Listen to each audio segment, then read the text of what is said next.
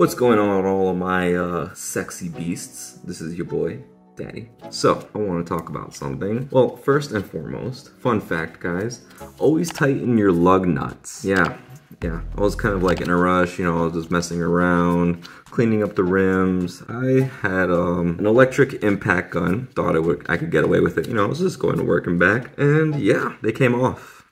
Not only that, they got stripped off, and also I lost a stud. So you guys can just go with me on this adventure and swapping out a stud. Also, I have these like Mishimoto lug nuts. They absolutely suck. They are like made out of aluminum, and if you don't thread them in, just like, even if you just throw them lightly, they just get stripped, and just like flakes of metal just keep coming out of it, and you're screwed. And they're super light. Like, you would just think, like, I have a lot of Mishimoto parts in my car, and I'm just very disappointed in this, to be honest with you. Maybe this is a knockoff, I'm not really sure, but super light, super trashy. It just feels like they crumbled up some aluminum foil and made it into a lug nut. Anyways, I digress. Let's take the rim off and let's get started. Oh, by the way, guys, check this out. For those who know who this is, leave a comment down below. But this is my new cool decal made by Decali. I can put a link down in the description below if you guys are interested. Super cool, and it's holographic, so that's pretty dope. Really like that. All right, guys. So step one, jack up the car. Car's jacked up. Step two, take off the rim. Ta-da! Rim is off. Now, step three, bring down the emergency brake. Emergency brake, down. Yay. Who's that Pokemon? Oh, say hello to Gengar. Purple on purple. So he's my little mascot here. Say hello, Gengar. Gengar. Anyways, emergency brake down. So yeah, we gotta take off the rotor, so that's gonna be fun. Oh yeah. By the way, guys, I almost forgot. Safety first. Put a block under there. This might fail. So let's go do that right now. Block. There. Safety. All right. Step five. As you can see, look at that. Oh, I need that. Sheared right off. Yeah, I could probably just get away with, you know, just using 4, but you know, I might blow up and die, so I don't want to do that. It's not fun, and we can just have a nice little talk while you watch me work on this and get covered in sweat. How sexy. All right, so first things we gotta do to get this caliper off, and we got like this one bolt right here, one bolt down there, and caliper should be off, and then we're gonna have to take this bad boy out and smack this out somehow. Oh fuck. God damn it. Alright, got these loosened up. I can pretty much loosen them up by hand, but anyways, I just bent to you guys. So the other day, you know, I got pulled over like usual, but to be honest with you, I'm just sick and tired of constantly being pulled over. I got pulled over for having a loud exhaust. Now, however, I have stock exhaust. You know, I decided to put a stock on it. Before, it used to be straight pipe, but it was too loud for my liking, so decided to put the stock exhaust pad on. I mean, it's still pretty loud. It's decent, but personally, I feel like car mods should be allowed, because like when you buy a car, it's yours, and you could do whatever you want with it. Like, I feel like, you know, since you own it, I could do it. You know, if I own my car, you know, I should be able to do whatever it is that I want, as long as my mods aren't hurting anybody. Like, it's not like I'm putting, I don't know, spikes on my rims and shooting projectiles out. Like, it's not like I'm doing anything crazy like that. And the EPA is just, like, they're the reason why this is happening. So what I'm trying to say is that this isn't a new issue.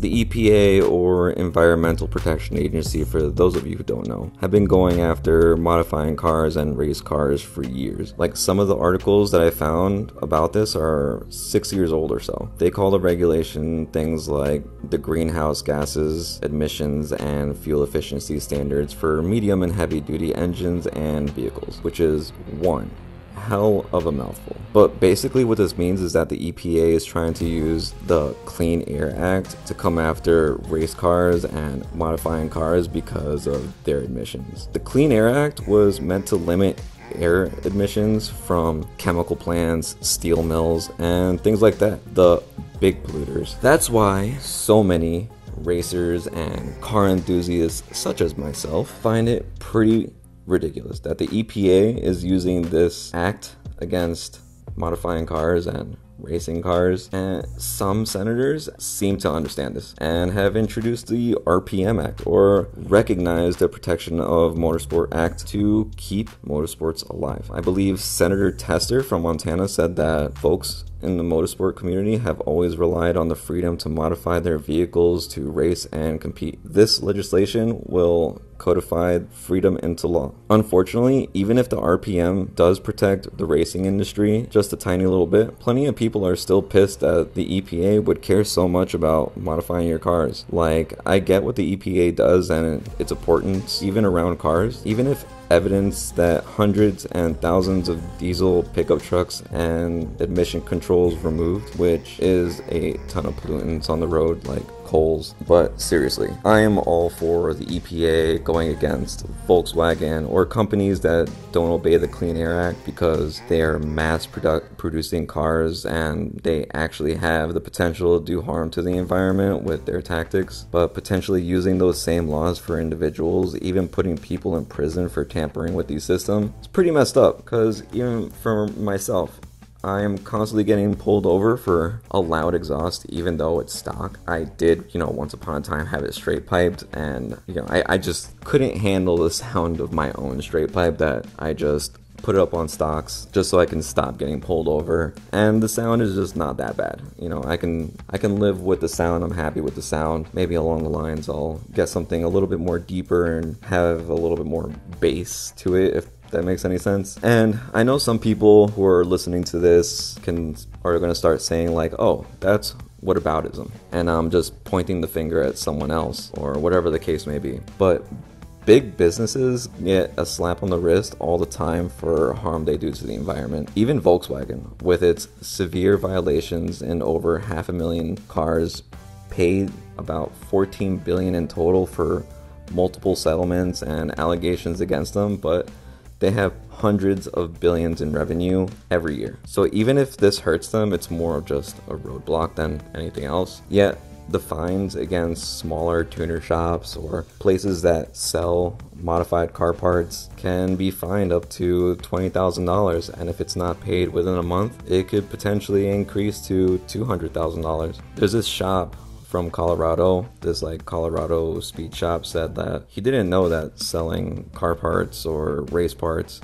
was wrong, and the threat of the fines climbing so high felt like a shakedown intending to deny his rights. And I agree. I 100% agree with that it does feel like a shakedown and it's not fair. So EPA, if you actually care about air emissions, why not go after the big guys? Is it because that they're harder to shake down? Because it sure feels like that's the reasoning. The largest polluters out there right now are oil rigs, coal mines, massive factories, and things of that nature. They should be fined into oblivion until they have no choice but to take the time to comply with regulations or shut down. But fining some smaller shops isn't the answer to saving pollution. And that's just my little rant, because the EPA, I know they're all good and they want to save air emissions, but I just feel like going after the smaller guys because it's easier for them is not the answer. And that's just my little rant. So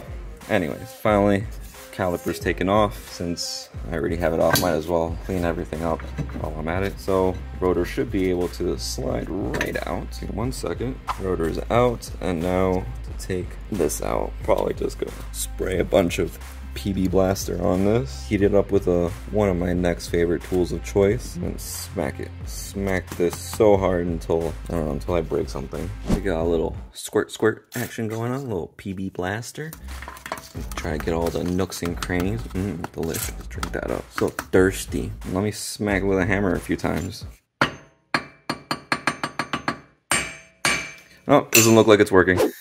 There we go. Much better. So now I'm just gonna sit here, wait till it gets nice and toasty. Alright, so caliper's all nice and down, and just gotta screw this back in. Oh yeah, by the way, look at this guy. B-roll.